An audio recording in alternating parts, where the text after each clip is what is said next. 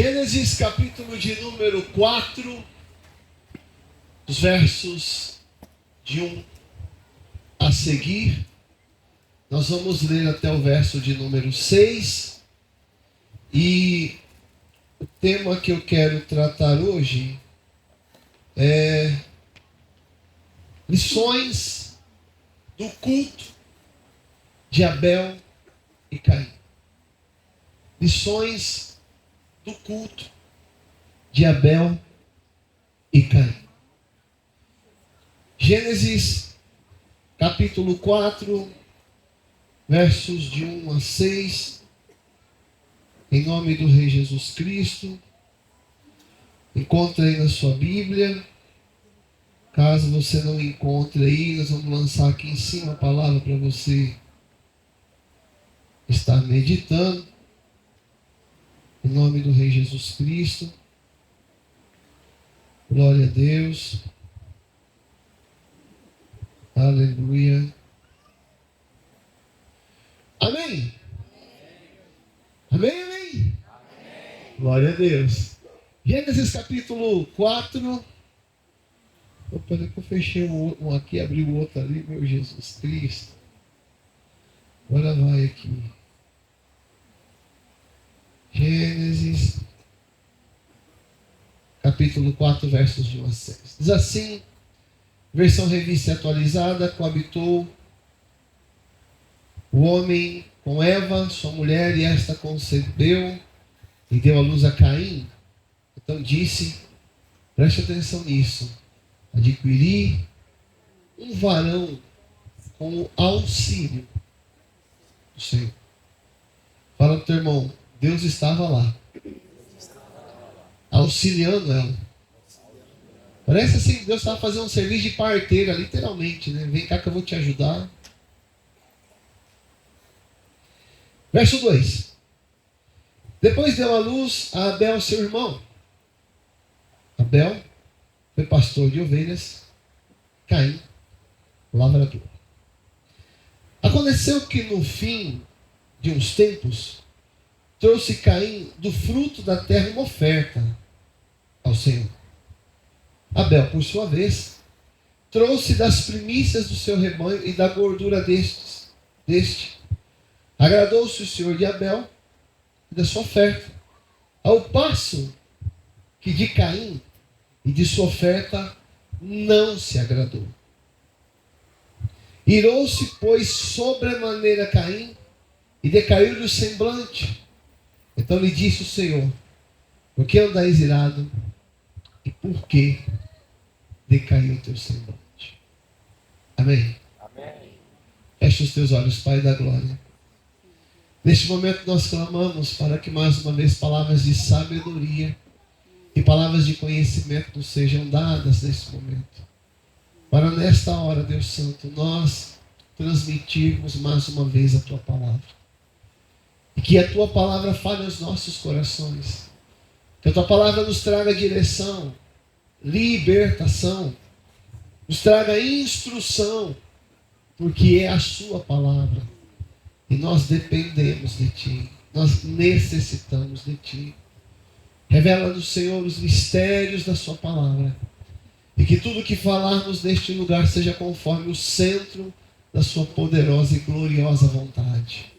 E que tudo, eu repito, seja para o louvor, glória e honra ao Teu santo e bendito nome. E você diz amém. Todos nós, de alguma maneira, já ouvimos falar sobre essa história. Não é uma história assim tão difícil de saber, até porque todas as pessoas que fazem promessas para Deus, que vão ler a Bíblia toda, já passaram por aqui. Estima-se que a desistência de toda a leitura bíblica, ela vai terminar ali por volta do capítulo 50 de Gênesis. Alguns vão chegar a Êxodo, outros vão chegar um pouco mais e outros vão levar a sério, vão ler a Bíblia inteira, vão parar lá em Deuteronômio, enfim. Mas todo mundo que faz aquela promessinha para Deus de começo de ano, não, Deus, dessa vez eu vou ler a Bíblia inteira e vou começar por Gênesis, passa por essa história.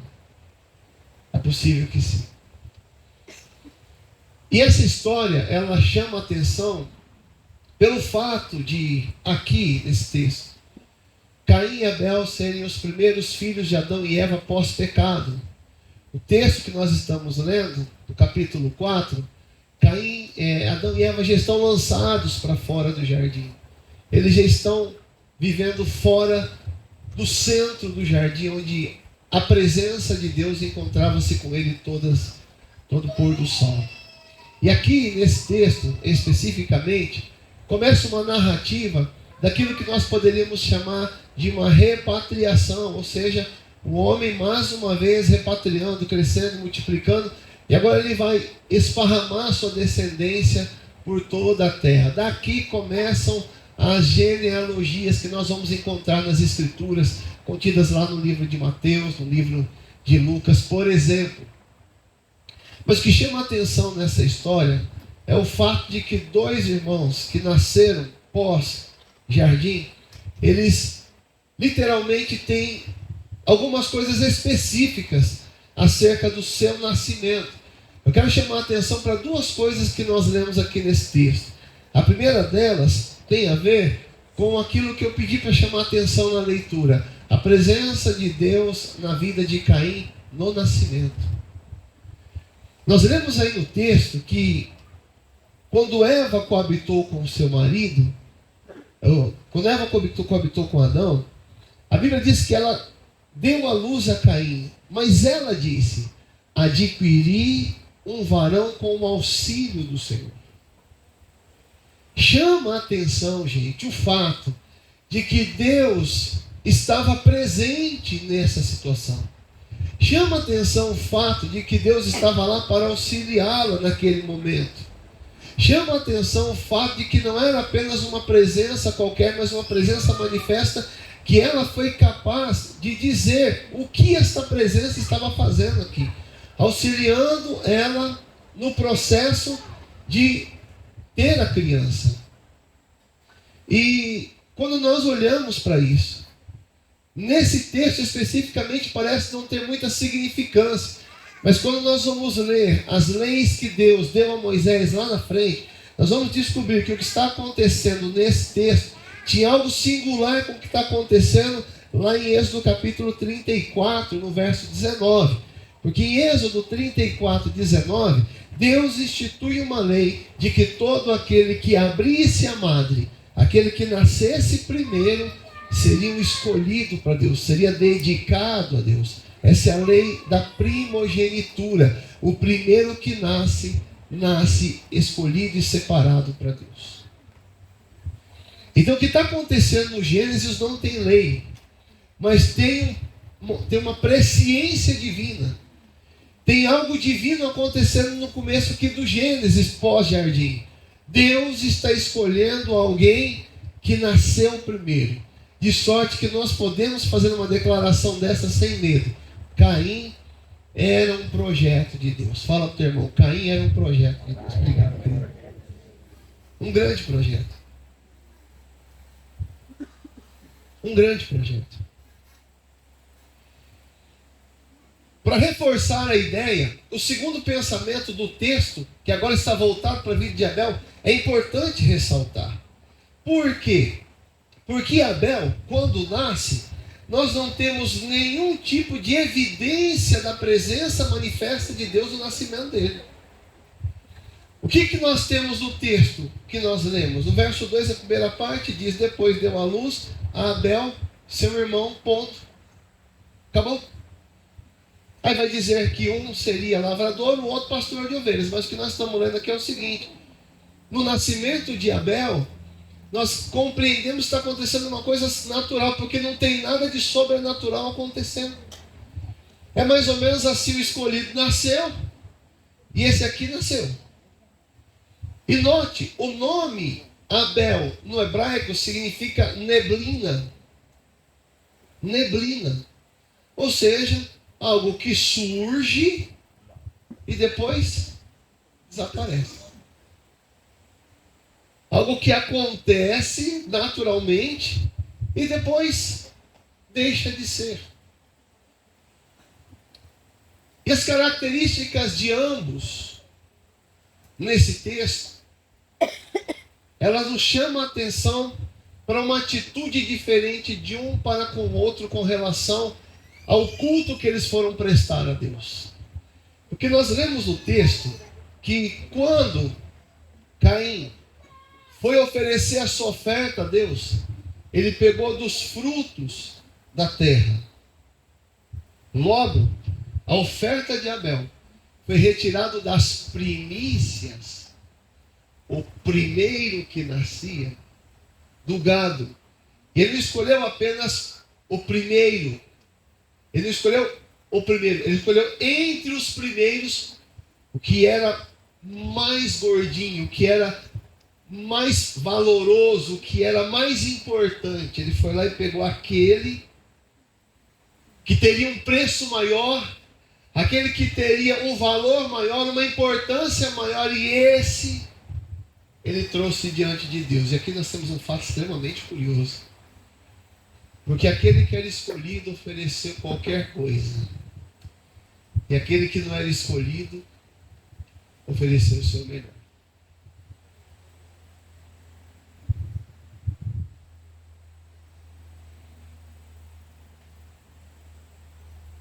A gente analisa essa história, e é o assunto que eu quero tratar, porque aqui nós temos a primeira manifestação de culto a Deus.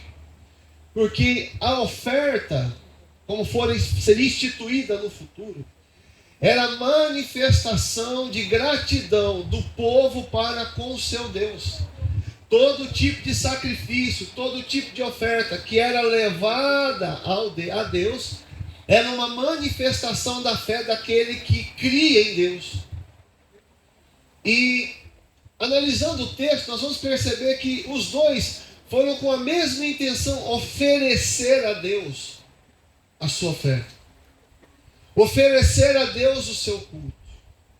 E aqui nós vamos chamar a atenção para algumas coisas rapidinho, porque hoje minha voz não está me ajudando.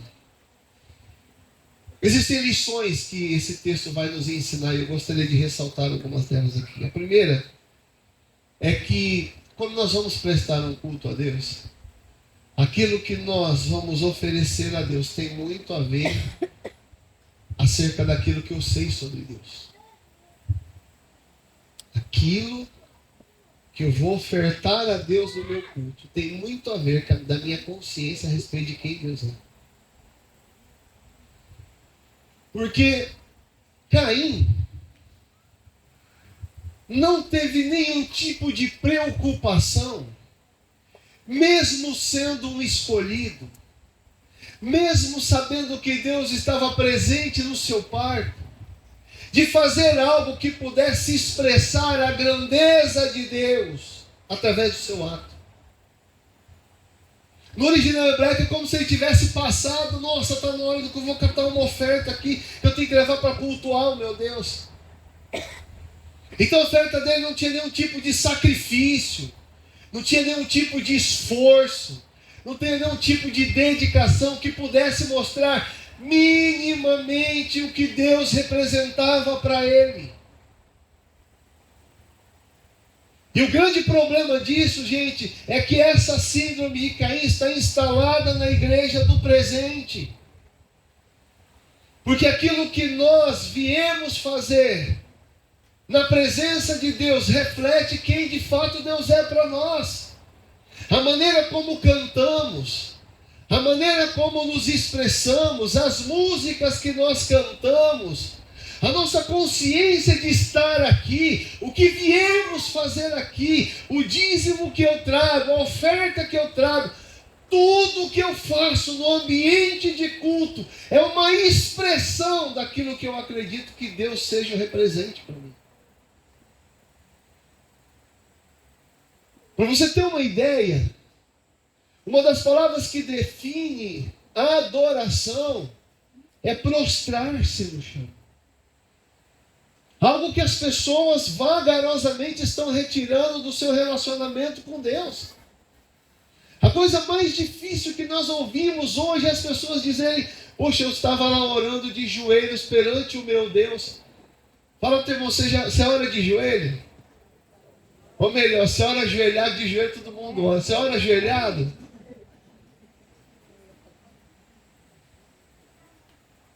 Porque quando eu dobro o meu joelho, eu diminuo.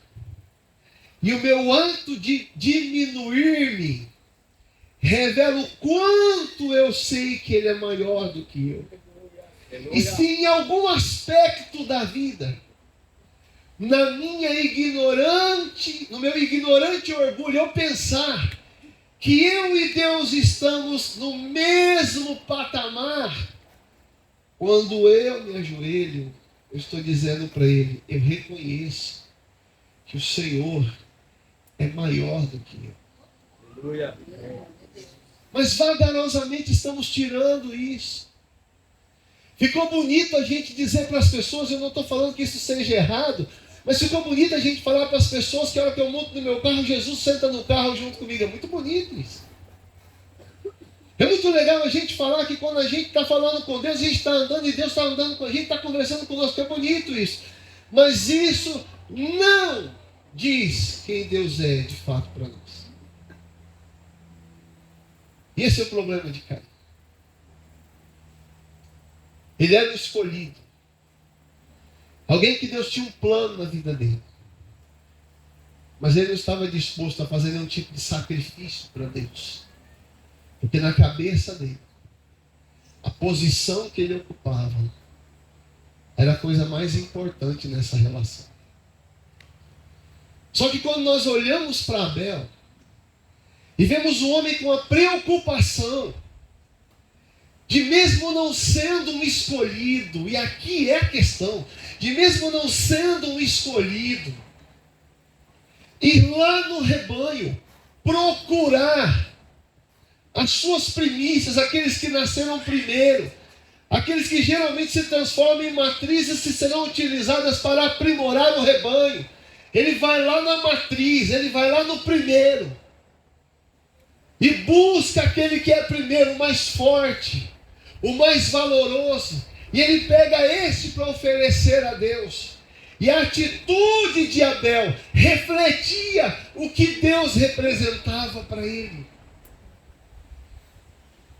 Mas eu volto a lembrar, Abel não era o escolhido, ele era apenas a neblina, aquele que ninguém acreditava.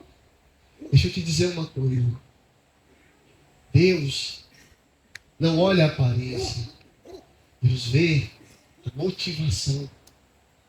Há muitas pessoas que elas plantam o joelho no chão, elas não sabem nem orar direito, mas quando elas plantam o joelho no chão, elas estão reconhecendo a grandeza de Deus. Há muitas pessoas que para ela vir na igreja tem que fazer um sacrifício gigantesco, se mobilizar de um lugar no outro para poder estar aqui. Há muitas pessoas que quando colocam o hino na casa dele, não é para mostrar que ele ou ela é crente, mas para mostrar que naquela casa existe um Deus que habita e que ela o serve ou ele o serve. E eles começam a cantar esses cânticos de todo o coração, com toda a alma. Eles começam a colocar diante de Deus suas palavras de adoração, de louvor. Essas pessoas que às vezes não têm a fé que eu e você tem, elas reconhecem Deus muito mais do que nós. Porque às vezes nós pensamos que o fato de Deus ter nos escolhido não significa que nós não devemos refletir através dos nossos atos quem Deus realmente é para cada um de nós.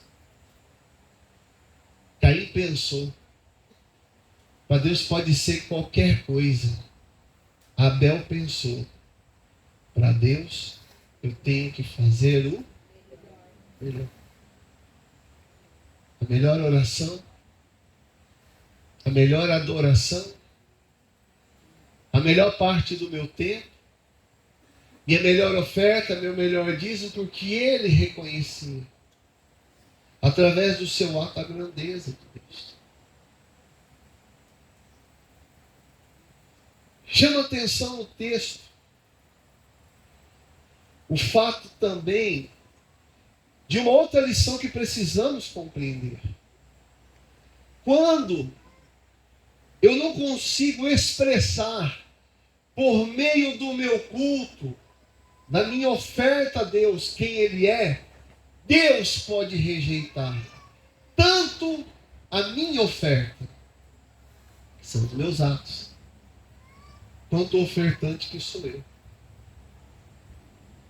Nós lemos aí no texto a seguinte expressão, que Deus, na segunda parte do verso 4 até o início do verso 5, tem essa expressão aqui, ó. Agradou-se o Senhor de Abel e da sua, ao passo que de Caim da sua oferta não se agradou. O que o texto está dizendo? Que Deus se agradou do que Abel fez e de quem ele era, mas rejeitou o que Caim fez e quem ele era. E aqui nós precisamos pensar. É muito sério isso. Porque nós pensamos que Deus é obrigado a aceitar uma oferta, e quando estou falando de oferta, estou falando do todo, aquilo que nós fazemos para Ele, de qualquer maneira, na nossa cabeça. Eu vou no culto porque eu tenho que ir. Eu vou fazer isso porque eu tenho que fazer. Há muitos cultos que nós viemos prestar a Deus que não teve valor nenhum. Porque nós chegamos aqui para cumprir protocolos, para cumprir obrigações. E quando Deus recebe uma oferta dessa, Ele não rejeita apenas a oferta, Ele rejeita também o ofertante. Não, gente. O que Deus quer de nós é intensidade. O que Deus quer de nós é a entrega do nosso melhor. Em qualquer área, ou momento da nossa vida. Há muitas pessoas, eu sinto te dizer isso, estão perdendo tempo na presença de Deus. Por quê, pastor? Porque elas simplesmente querem cumprir protocolos e obedecer regras. Deus quer reconhecimento. Deus quer reconhecimento. É quando Ele olha para nós e vê em nós uma ação que reflete a sua grandeza. Quando nós assim o fazemos, Deus aceita tanto o que eu faço, quanto quem eu sou.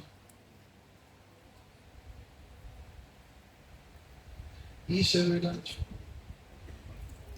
E isso é um fato. Nós não podemos, gente, vir para a igreja perder 2, 3 horas da nossa vida. Nós temos que saber o que nós estamos fazendo aqui. Imagine que às vezes tudo que nós estamos fazendo, seja de domingo à noite, seja de quarta-feira, seja na sua casa, na forma como você acha que você deve prestar o seu culto a Deus, todas as manhãs, ou todas as tardes, ou no final da noite. Imagine que nós estamos fazendo uma grande perda de tempo, porque nós estamos achando, eu repito, que Deus tem que engolir aquilo que eu estou oferecendo para Ele, se Ele quiser. Foi isso que Caim pensou. Eu vou pegar qualquer coisa aqui e vou levar para Deus.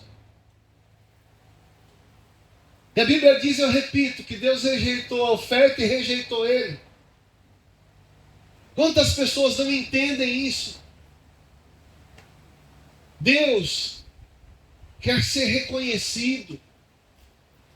Quando a pessoa pensa, por exemplo, vou ter que levar uma oferta na igreja, você vem com alguma moedinha aí, vê se você acha uma moedinha debaixo do tapete. Eu não estou fazendo uma crítica, isso é uma analogia. Vê se você acha uma moedinha para me poder levar para Deus.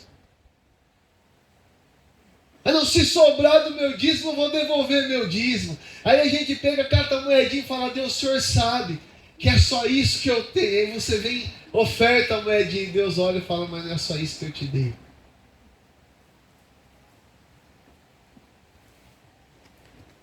Não é só isso que eu tenho feito pela sua vida. Nós precisamos pensar, gente. Porque há muitos atos que nós estamos cometendo diante de Deus que não tem valor absolutamente nenhum. Nenhum. Nenhum. Paulo disse que tudo que nós fizermos, quer comais, quer bebais, ou façais qualquer outra coisa, diz Paulo, fazei tudo para a glória de Deus. E a palavra glória no grego é doxa. Doxa significa externar a natureza essencial de algo. O que Paulo está dizendo? Tudo que você fizer na sua vida, externe a essência de Deus que está dentro de você. É necessário que as pessoas vejam Deus em nossa vida. É necessário que as pessoas entendam a grandeza de Deus em nossa vida.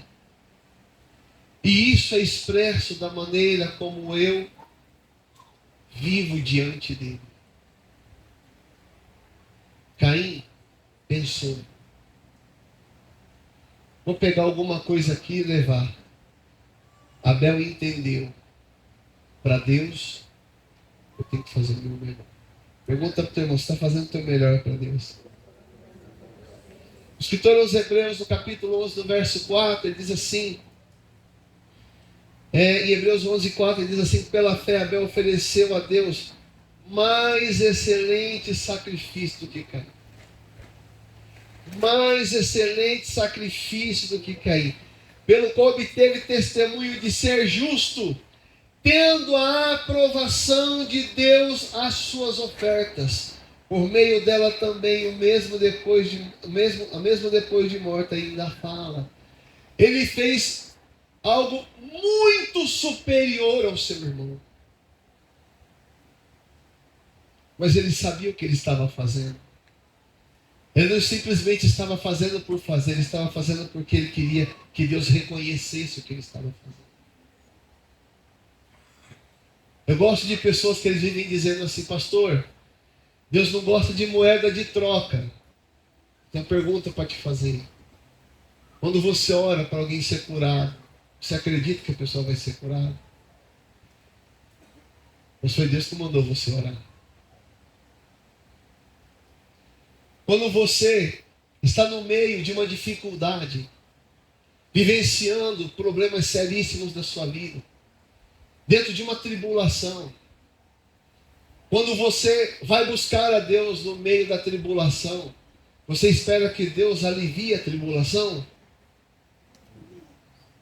Quem mandou você orar no meio da tribulação? Deus. Eu penso até que não é uma questão de moeda de troca, é uma questão de razão. De fato, Deus não depende de nada nosso para que possa melhorar alguma coisa em Deus. Mas quando nós fazemos alguma coisa em reconhecimento a Ele, em um mundo, escute o que eu vou lhe dizer, em que Deus está sendo desprezado. As pessoas fazem piadas de Deus a todo tempo. Eles diminuem a grandeza de Deus em todo tempo. Eles xingam palavrão e ao mesmo tempo colocam o nome de Deus. Fazem piada da igreja de Deus, fazem piada da casa de Deus. Quando você encontra alguém que quando Deus encontra alguém que o reconhece, essa pessoa também será honrada.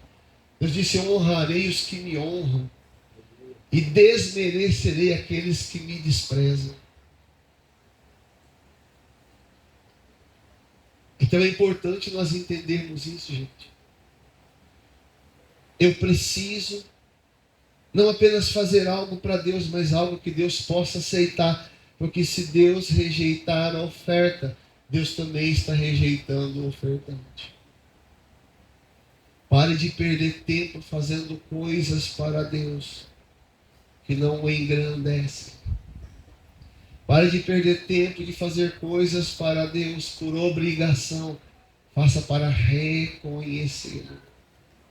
E vou terminar dizendo Uma terceira lição do texto também importante. Nós precisamos fazer as coisas para Deus, reconhecendo, é verdade, mas também reconhecendo o favor dele na nossa vida. Reconhecendo o favor de Deus na nossa vida. Abel tinha algo no seu coração. Eu só posso dar porque Deus me deu antes. Eu só posso oferecer porque eu fui suprido. E isso é uma verdade. Caim era egoísta. Caim era alguém que pensava apenas em si mesmo. Quando a gente lê a Bíblia, nós vamos observar, no livro de Judas, por exemplo, no verso 11, Caim vai aparecer lá na frente, junto com Balaão. Judas, no capítulo 1, verso 11, ele vai aparecer lá como alguém representado em pessoas que andaram pelo caminho, que entraram pelo caminho de Caim e foram levados pelo engano do prêmio de Balaão. E quem foi Balaão? Balaão foi o cara que foi contratado e por amor ao dinheiro estava disposto a amaldiçoar o povo de Deus. Era alguém que pensava em si mesmo. Alguém interessado em si mesmo. E um dos problemas da síndrome de Caim é essa. Ele está sempre pensando que ele não tem o suficiente para oferecer a Deus. De nada da vida. Ele está sempre mais preocupado com aquilo que Deus tem para oferecer para ele do que aquilo que ele deve oferecer a Deus. Isso é um problema sério. Porque se nós pararmos para pensar o que nós temos oferecido a Deus, em prol de todos os benefícios que Deus tem dado a nós, eu posso dizer isso para você sem medo de errar. É irrisório. Não é nada. Deixa eu te ajudar a pensar. Deixa eu te falar sobre o culto público. De quarta-feira a gente faz um culto aqui de aproximadamente 1h, 1h15. De domingo a gente faz um culto de aproximadamente 2 horas, rebentando aí 2h30. Agora pense comigo. Todo o resto desse tempo nós gastamos com a gente mesmo. Só que chega no dia do culto, a gente fala para Deus: nossa, Deus, hoje não deu tempo de eu ir no culto. Nós somos tão mesquinhos que até o tempo que deveria ser devotado a Deus, a gente está pegando para nós. Estamos ficando tão interesseiros em nós mesmos, que até aquilo que pertence a Deus a gente quer para nós. Não, gente. Eu entendo que Deus já tem nos dado muito mais do que aquilo que nós merecíamos. Muitos de nós poderíamos já estar mortos. Quantas portas Deus está abrindo na nossa vida todos os dias. Do nada alguma coisa está acontecendo de bom na nossa vida. E mesmo quando está acontecendo uma coisa muito ruim, tem alguma coisa acontecendo do lado.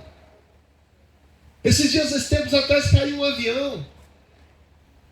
Eles começaram a contar as histórias e os relatos daquele avião que o pessoal, se não me engano, na medicina, foi e caiu o avião, matou praticamente todo mundo do avião.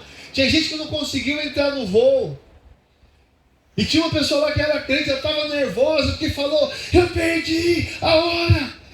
Eu precisava estar naquele lugar. Enquanto ela estava lá brigando no aeroporto, chega a notícia que o avião tinha caído. O atraso dela foi a longevidade terrena dela. Se ela tivesse montado no avião, tinha morrido junto com todo mundo. Só que nós, às vezes, na nossa ingratidão, nós pensamos que aquilo que não está dando certo na nossa vida é a ausência do favor divino. Não, meu irmão, tem muita coisa que Deus não deixa acontecer na nossa vida, porque vai ser pior para nós. Mas nós somos ingratos. A gente só pensa naquilo que Ele tem para nos dar. E reclamamos de qualquer possibilidade de alguma coisa que Ele queira tirar da nossa vida. Fala para o teu irmão: Deus tem sido bom com você. Diga: reconheça isso. Reconheça isso. Caim era alguém escolhido. Ele tinha tudo para as coisas dar certo na vida dele. Só que aqui está acontecendo uma coisa que muita gente não acredita. Deus aceitou a oferta do rejeitado e rejeitou a oferta do escolhido. Aí tem gente que pensa, pastor, Deus me escolheu, Deus não vai me rejeitar. Se Caim estivesse aqui hoje, ele te responderia isso. Porque não é uma questão de posição, é uma questão de consciência. Não é viver ancorado numa posição, eu pertenço a Deus e pertenço a uma igreja, mas a consciência acerca de quem eu estou servindo. Eu repito, quem é Deus para você? Quem é Deus para você? Deus rejeitou Caim e rejeitou a sua oferta. O escolhido foi rejeitado.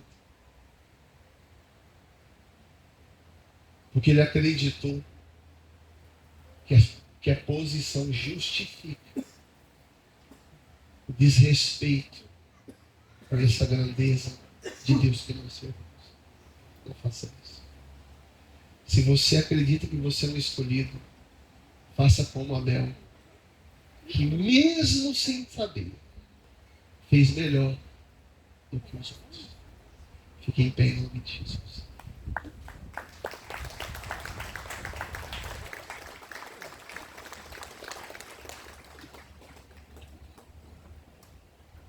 Quem é Deus?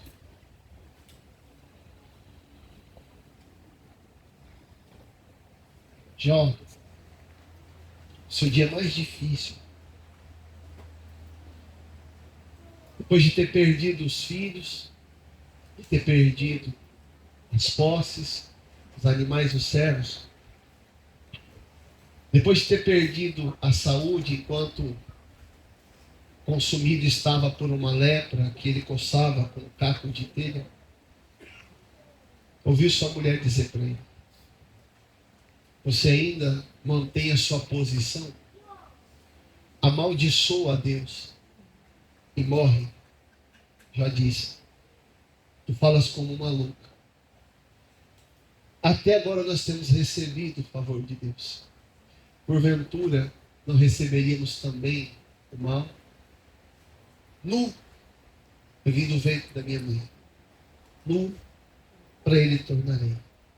O Senhor Deus deu, o Senhor Deus tira, bendito seja o nome do Senhor. Ele reconheceu que ao longo de toda a vida dele o favor de Deus estava lá. Ele reconheceu que um momento de crise não define uma vida de favor, porque nós não merecemos nada. É um favor que ele nos tem dado. Nós não merecemos nada. Ele reconheceu que haverão momentos difíceis na vida, mas isso não iria refletir no seu relacionamento com Deus, porque quando tudo ficou feio, ele rasgou as vestes, rapou a cabeça, se prostrou no chão e adorou. Mas Deus para ele era o Deus Todo-Poderoso. Quem é Deus para você? Feche os teus olhos neste momento. Eu gostaria que você pudesse orar e pedir para o Espírito Santo te levar a uma reflexão neste momento. Uma profunda reflexão. Será que nós estamos vivendo como Caim? Com a consciência de que somos escolhidos, mas agindo como se não fôssemos? Será que na hora de nós ofertarmos algo a Deus, seja o nosso tempo, seja o nosso dinheiro, seja o nosso dízimo, seja o nosso louvor, seja estar aqui, será que nós temos feito o nosso melhor? Será que quando eu faço algo para esse Deus,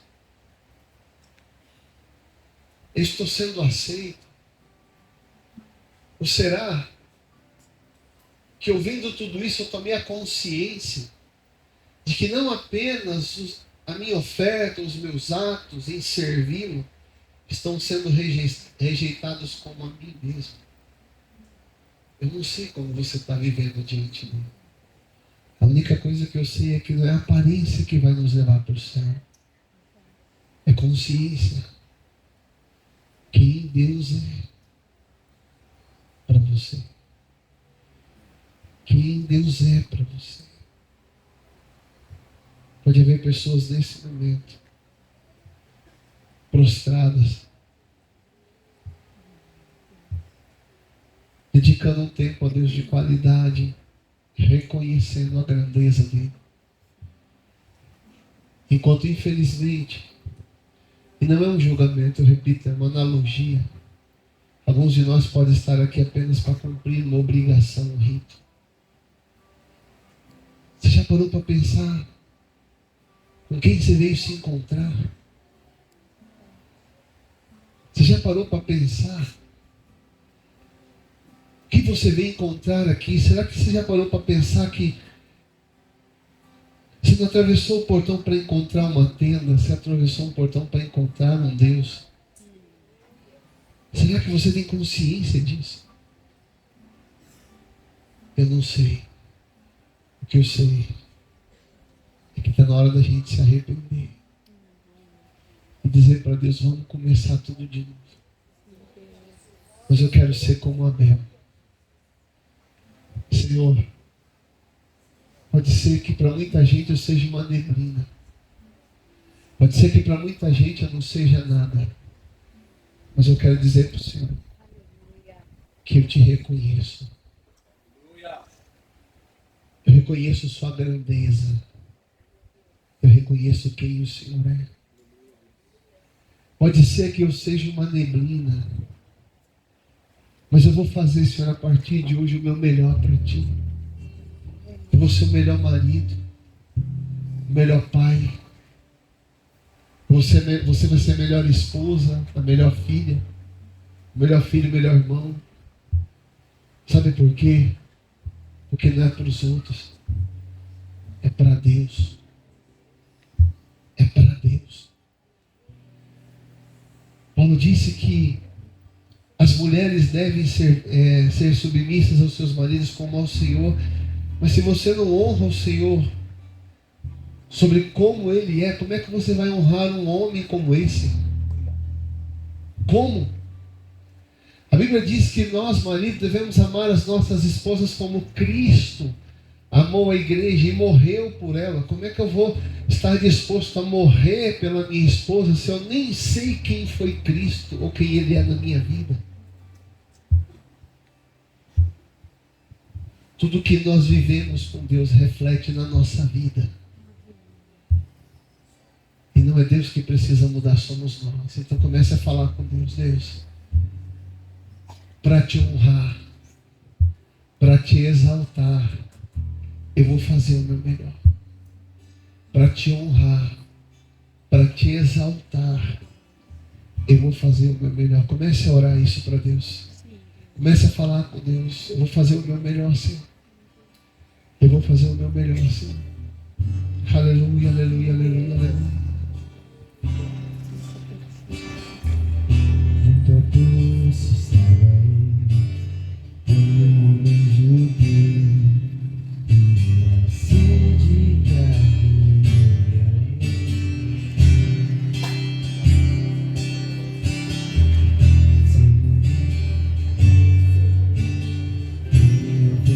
Vai falando com Deus.